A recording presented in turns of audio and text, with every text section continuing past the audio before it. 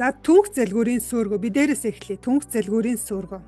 За түнх залгуур гэдэг үгнээсээ ойлгогдож байгаа бах тийм ээ. За энэ бидний залгуур хоолой байна.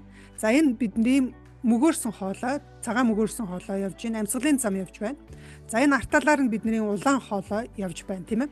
За энэ ходоод гидсэн дотор байгаа агуулгатхууныг энэ шар өнгийн шингэнээр төлөөлүүлсэн байна.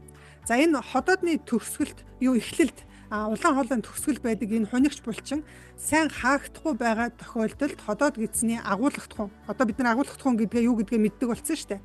Эдсэн хоол хүнстэй хүнсийг боловсруулах гад ялгаруулсан шүүрэлтэд холилдсон тэр массыг хэлээд байгаа тийм ээ. Яг хоолол биш болсон ходоодны дотор ороод тодорхой боловсруулалтанд орсон тэр нэг юм лаг шиг зүйл гэсэн үг шүү дээ. Масс. За тэр зүйл нь одоо энэ дээшээгээ улаан хоолой руу орж ирж байна тийм ээ. Энэ шар өнгөтэй юмнууд байна да.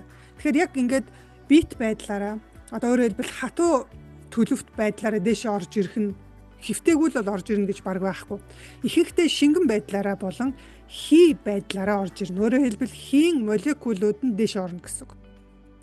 Тэгэхээр бид нар энэ дээр зүйрлэлийг бол яг хоол нь орж ирж ийн гэж ойлгохгүй шүү. Ерөнхийдөө таны эзэн хоол хүнсийг боловсруулах гээд ялгарсан хоол боловсруулах шүүрлүүд нь дэгдэж дээшээгээ улаан хоолой руугаа орж ирлээ. За ингээд дэгдэж дээшээ орж ирсээр байгаад энд яасан? Бүр залгуур хоолой руу ороод ирсэн. Ингээд залгуур хоолой руу орж ирэх ёсгүй газараа орж ирсэн учраас энэ хэсгийн салст чинь маш нэмхэн байгаа шүү. Ходоодных шиг биш. За улаан хоолойн доодын төгсгөл хэсэг бол бас харьцангуй ходоодноос хүчил өдөртөө 20-50 удаа орж ирж яддаг юм хойно энэ хэсэгт бол бас өөрийгөө хамгаалах бас хамгаалалт нь харьцангуй дээшлэх тусмаа бага байдаг бол энэ хэсэгтээ арай илүү сайн байдаг.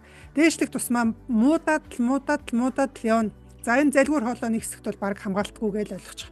Тэгэхээр яг уу энэ залгуур хоолой өрөвснөөдөө. Тэгэхээр өрөвссөн юм чинь яадаг вэ? Хөөдөг, хавгандаг, улаадаг. Тэгээ шүүрэл ялгаруулна. Тэгэхээр түнх залгуурын сөөргөний үед яадаг вэ? Шинж тэмдэг нь юу ах нь вэ? Хоолой горно. Хоолойд юм тордог. Тороод байгаа юм биш ээ. Таны энэ залгуур хоолой энэ түнхт чинь өрөвслийн улмаас үүдсэн састын одоо хөөнг яваад байна гэсэн үг.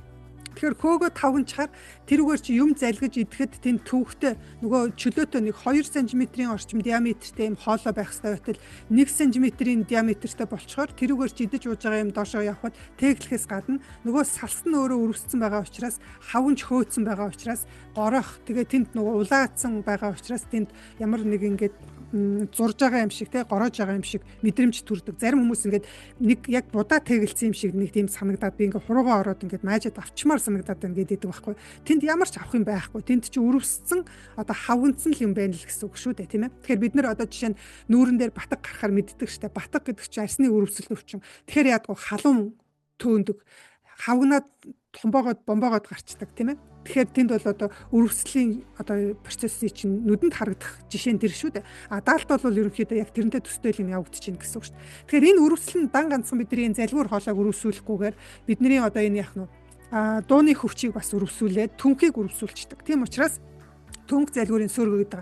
Тэгэхээр энэ хэсэг нь ингээд өрөвсчөөр хүмүүс яадгүй гэхээр миний хоолой өвтчихжээ, эсвэл би ханиад хүрчихжээ, эсвэл би харшилтаа болчихжээ, эсвэл би астамтай болчихжээ гэдэг ингээд төөрөлдөд байдаг. Гэтэл цаанаа болохоор энэ сөөргөө явж идэг байхгүй. Өөрөөр хэлбэл улаан хоолойн бус сөөргөө явж ийн гэсэн үг шүү дээ. Тэгэхээр улаан хоолойн бус сөөргөөг хүмүүс андуурж эндүүрээд ингээд буруу эмчтэр очиод буруу эмчилгээ хийгээд тэгээд яг мэдээж чих амар хоолой дээр очихоор дандаа л антибиотик өгдөг юм хойно нөгөө антибиотик нь жоохон өрөвслөн дарагдаал энэ өрөвссөн байгаа нь гайгүй болдог ч гэсэн эргээл буцаа шилтгаан байгаа тохиолдолд ходоод гидсний агуулгатхуун дээшээ ороод ирэхээр яг энэ хэсэг чинь дахиад цочирч гэмтээд л өрөвснө гэсэн үг шүү дээ. Тэгэхээр энэ орж ирж байгаа шүүрлүүд нь шүү дээ. Энэ одоо энэ молекулууд нь зөвхөн ганцхан эндээ тогтохгүй цаашлаад энэ мөгөөрсөн хоолойн өрөвслийг үүсгэждэг. Мөгөөрсөн хоолоос цаашлаад бүр уушгины өрөвслийг хүртэл үүсгэждэг. Тэгэхээр юу болох вэ? За энэ шинж тэмдгийг харъя. Хоолой горно, хоолойд юм торно, аргагүй тийм ээ. Бидний энэ залгуур хоолойд чинь гэмтцсэн учраас. За энд өрөвсөл явагдаж байгаа учраас яг үхээр ямар нэг хааны газар өрөвсөл байх юм бол тэр хэсэг дээр дархлааны эсүүд их хэмжээгээр очиж цуглардаг. Өөрөөр хэлбэл өөрийгөө тэр чинь өрөвссөн байгаа тэр хэсэг дээр ямар нэгэн хариу арга хэмжээ авч байгаа нь тэр шүү дээ. Тэгэхээр тэр үед юу үүсдэг вэхээр их хэмжээгээр шүүрэл өрөвслийн шүүрэл тийм ээ шингэн ялгарч эхэлдэг. Тэгэхээр тэнд бол ийм саслаг зүйлсүүд бол ялгардаг.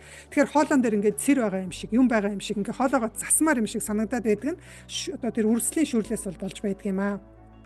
За юм залхихад хүндрэлтэй болох нь аргагүй. Ягаад гэхээр түрүүн би хэлсэн тийм ээ. Энэ улаан хоолойн өөрийнх нь хөндлөн огтлын талбайд багасчж байгаа учраас идэж уусан юм чи ингээд доош явахгүй. Ялангуяа хатуу хөвтүү хоолнд бол ингээд барагтаа явахгүй. Нэг шингэн хоол идэхээр эсвэл араас нь их хэмжээгээр ус ууж ээж гулгуулах маягтайгаар болоод байгаа бол ийм асуудал үүссэн байна л гэсэн үг шүү дээ тийм ээ. За тэгээд дууны хөвч одоо энэ түнхтэр гэмтэл үүснээс болоод одоо нөгөө ларингит гэж ярьдаг тийм ээ.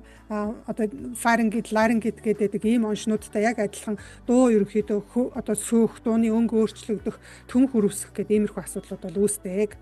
За тэгээд амьсгалын зам руу хоол боловсруулах одоо энэ нөгөө шүүрлийн молекулууд орсноос болоод мөгөөрсөн хоолой өрөвснөөс болоод ядгүйхээр хий ханиалгаад байдаг. Тэгэхээр хүний бие чи өөрийгөө ямар нэг юм болохоо байчаар түүнийгээ ерөнхийдөө гаргах гээд байдаг байхгүй юу? Тэгэхээр ханиалгах гэдэг чинь бол би өөрийгөө цэвэрлэх гээд байгаа хариу арга хэмжээ авч байгаа л нэг хэлбэр шүү дээ. Тэгэхээр энэ нь болохоор яг ханиад хүрсэн юм шиг ханиадаг. Гэтэл тэр ханиалгаад гарч байгаа зүйл нь тийм нөгөө ханиадтай хүнийхтэр бол ногоон цэр энэ төр гардаг бол ямар ч өнгөхгүй зүгээр нэг юм салслаг зүйл бол гадагшлаад байдаг. Энүүгээр нь бол бид нэр түнх залгуурын сүрэг бол бас таньж мэдэж болно.